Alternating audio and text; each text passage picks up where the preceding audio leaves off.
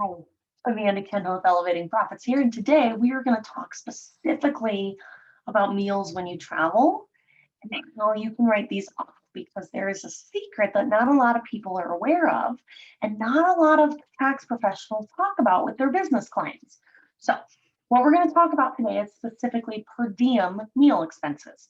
So, if you go to GSA.gov, you can actually find there, you can find per diem rates for everywhere across the United States. Now, I want to specify because when you look that up, you're going to find two per diem rates. You're going to find lodging per diem rates and meal per diem rates.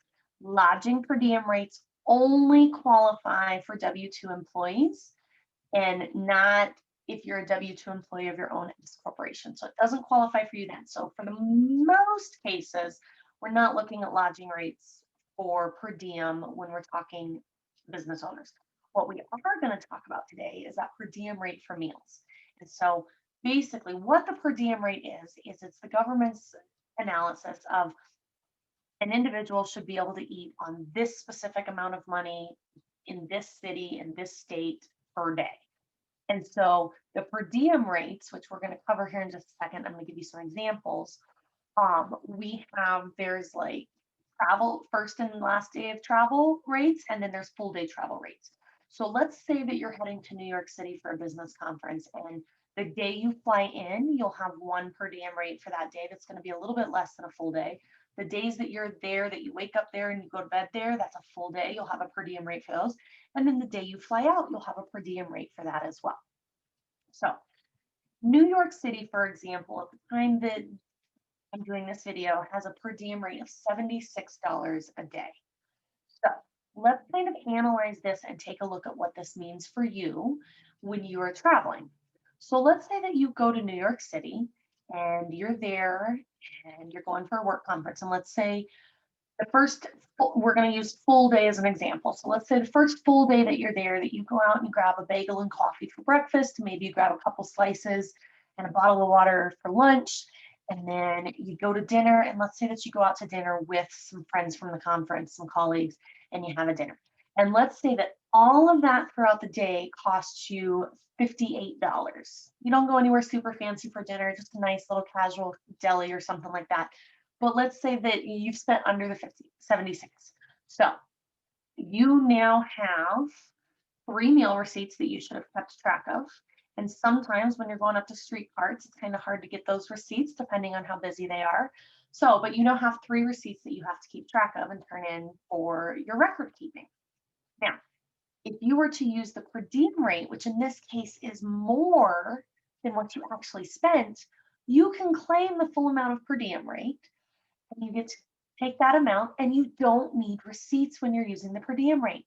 So this makes it super convenient as a business owner that one, you may potentially get to claim more expenses by using the per diem rate, but two, you don't have to track those receipts from that specific day that you take the per diem rate. Now, let's use a different example and let's take a look at Denver. So let's say you're flying into Denver for a conference and you're here full day of travel. Denver also $76. Oddly enough, Denver and New York City apparently cost the same to eat. So let's say that you're in Denver for a conference and let's say that you go out to breakfast with some of your conference colleagues, and at breakfast you spend $20. And then let's say that you just snag lunch at a little sandwich shop and you grab a drink and that's going to run you $15. And then let's say you go out to dinner and let's say you go out to a nice dinner with friends from the conference and you guys go out and you treat yourself. You have a couple drinks, you have a steak dinner, you have some dessert, and maybe dinner in and of itself costs you $50. So now we have spent $85 for the day. And so you're above that 76. So in this case, the actual is going to give you more of a write-off. But in that case, you have to maintain receipts. So you just want to be aware of this. When you are traveling anywhere for work purposes, go ahead and go to GSA.gov and make sure that you're looking up what the per diem rate for the days of travel and the full days there are, and make sure that you're aware of these. If you're aware of these and you're monitoring what you're spending and you're staying at or below the per diem rate, you don't need to maintain any receipts. You just get to claim the expenses by letting your bookkeeper or your accountant know that you're utilizing per diem rates. and they're going to ask some follow-up questions, or they should ask some follow-up questions, and they're going to get this put in your books the proper way. Now, when this goes into your books, you want to make sure that you have a little memo there or a note next to the expense that this is a per diem expense. So that way, if you do get audited, you're very clearly able to say, look, this portion was per diem. That's why we don't have receipts for this. These were non-per diem, and we have all the receipts to match this. Keep in mind, meals are one of those areas that you want to keep every single receipt unless you're doing per diem rates. So just a quick recap. Per diem rates for business owners, you cannot take lodging, but you can take meals. And when you're doing this, you just want to be aware of what those per diem rates are before you travel. Because if you think you can keep your meals under that, then you can get the benefit of taking the per diem rate, even though you may not be spending all of that exact amount. So keep that piece in mind. Also with per diem, if you're using that classification on your meals while you're traveling, you do not need to maintain those receipts, but you do need to let your bookkeeper or your tax professional, whoever's handling the books, know that there was per diem expenses that you're claiming, where you traveled, how many days, when you flew in, when you flew out, and that way they can tally it correctly and then make sure they know to put in that memo section that it was for per diem rates. So that way, if you ever do get audited, you're very clearly able to identify these were per diem expenses, these were non, and we have all the receipts to match this.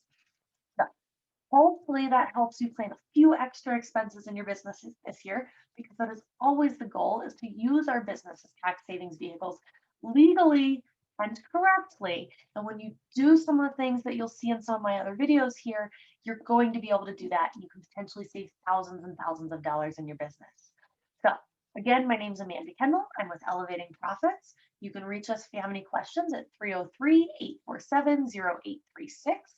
And if you want to schedule an appointment, you can go to our website, www.elevatingprofits.com, and you can schedule directly from our page to talk to us and have a consult to see how we may be able to come alongside you and make managing your business finances easier, or discuss tax strategy and tax planning and see how we can truly help you save money in your business.